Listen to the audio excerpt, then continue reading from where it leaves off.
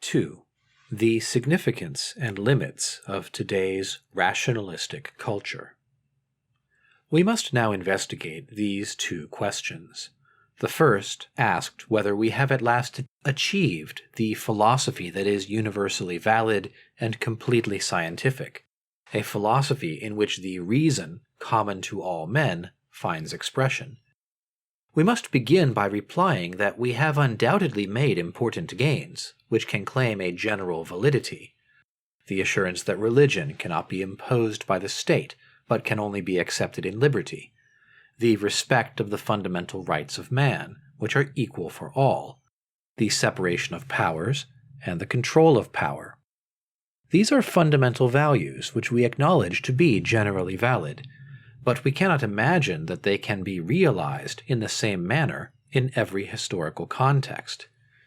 The sociological presuppositions for a democracy based on political parties, as in the West, do not exist in every society, and in the great majority of historical contexts, the total religious neutrality of the state must be considered an illusion. This brings us to the problems raised by the second question. But let us first clear up the question of whether the modern philosophies, inspired by the Enlightenment, taken as a whole, can be considered the last word of that reason which is common to all men. These philosophies are characterized by their positivist, and therefore anti-metaphysical character, so that ultimately there is no place for God in them. They are based on a self-limitation of the positive reason that is adequate in the technological sphere, but entails a mutilation of man if it is generalized. The result is that man no longer accepts any moral authority apart from his own calculations. As we have seen, even the concept of liberty, which initially seemed capable of extending without any limits, leads in the end to the self-destruction of liberty itself. It is true that the positivist philosophies contain important elements of truth, but these are based on a self-limitation of reason that is typical of one determined cultural situation, that of the modern West, and as such, certainly cannot be considered the last word of reason. Although they may seem totally rational, they are not in fact the voice of reason. They too have their cultural ties, since they are linked to the situation of the West today. This is why they are not the philosophy which one day could enjoy validity throughout the whole world. Above all, however, we must affirm that this Enlightenment philosophy, with its related culture, is incomplete. It consciously cuts off its own historical roots, depriving itself of the powerful sources from which it sprang. It detaches itself from what we might call the basic memory of mankind, without which reason loses its orientation, for now the guiding principle is that man's capability determines what he does. If you know how to do something, then you are also permitted to do it. To know how to do something but not be able to do it is a state of affairs that no longer exists, since it would run counter to liberty, which is an absolute supreme value. But man knows how to do many things, and this knowledge increases all the time. If this knowledge does not find its criterion in a moral norm, it becomes a power for destruction, as we can already see in the world around us. Man knows how to clone human beings, and therefore he does so.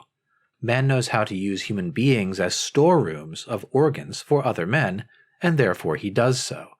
He does so because this seems something demanded by his own liberty. Man knows how to build atomic bombs, and therefore he makes them, and he is willing in principle to use them too.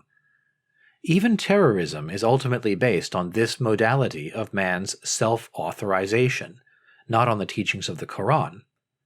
The radical detachment of the Enlightenment philosophy from its roots ultimately leads it to dispense with man.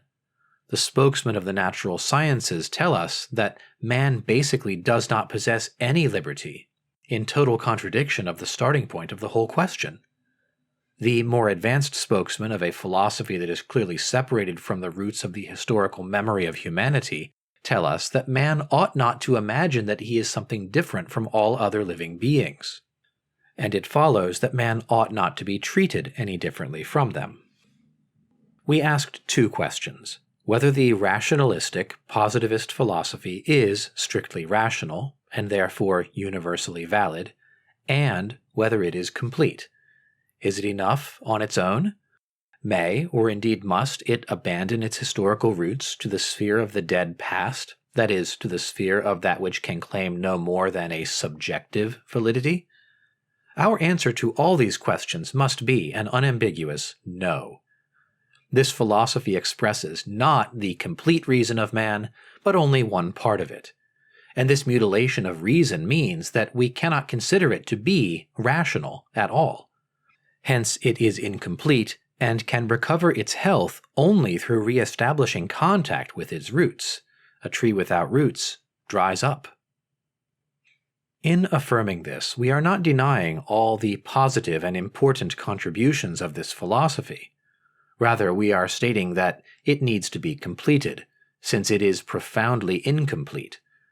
And this brings us back to the two controversial points in the preamble to the European Constitution. The failure to mention Christian roots is not the expression of a superior tolerance that respects all cultures in the same way, and chooses not to accord privileges to any one of them. Rather, it expresses the absolutization of a way of thinking and living that is radically opposed, inter alia, to all the other historical cultures of humanity. The real antagonism typical of today's world is not that between diverse religious cultures. Rather, it is the antagonism between the radical emancipation of man from God, from the roots of life, on the one hand, and the great religious cultures on the other. If we come to experience a clash of cultures, this will not be due to a conflict between the great religions, which of course have always been at odds with one another, but nevertheless have ultimately always understood how to coexist with one another. The coming clash will be between this radical emancipation of man and the great historical cultures. Accordingly, the refusal to refer to God in the Constitution is not the expression of a tolerance that wishes to protect the non-theistic religions and the dignity of atheists and agnostics. Rather, it is the expression of a consciousness that would like to see God eradicated once and for all from the public life of humanity and shut up in the subjective sphere of cultural residues from the past. In this way, relativism, which is the starting point of this whole process, becomes a dogmatism that believes itself in possession of the definitive knowledge of human reason, with the right to consider everything else merely as a stage in human history that is basically obsolete and deserves to be relativized. In reality, this means that we have need of roots if we are to survive, and that we must not lose sight of God if we do not want human dignity to disappear.